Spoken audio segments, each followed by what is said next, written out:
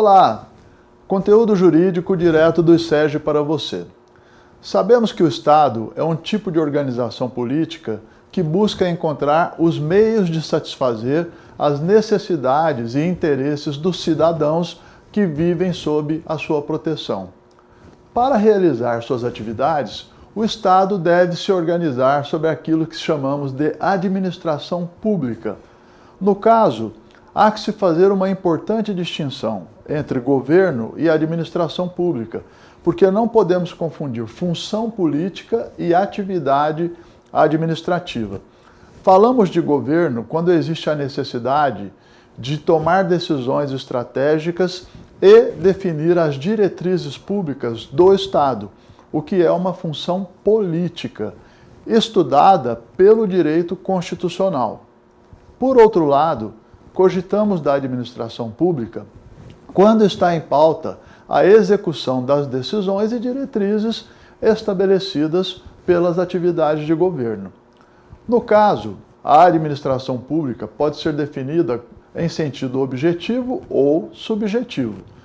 Em sentido objetivo, a administração pública consiste na atividade concreta e imediata do Estado em regime jurídico de direito público com a finalidade de satisfazer os interesses coletivos.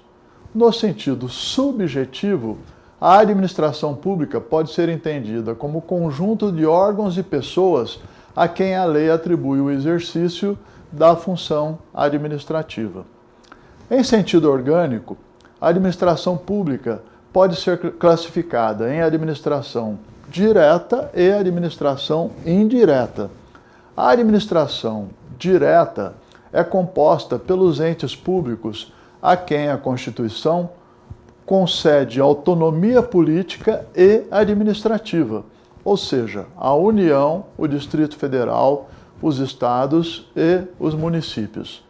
Já a administração indireta é integrada por órgãos criados pelos entes políticos autônomos para melhorar a consecução dos serviços públicos e de outras atividades que sejam de interesse público. Como órgãos da administração indireta, podemos mencionar as autarquias, as fundações públicas, as empresas públicas, as sociedades de economia mista e os consórcios públicos. A criação de órgãos da administração indireta resulta da descentralização das competências da administração direta.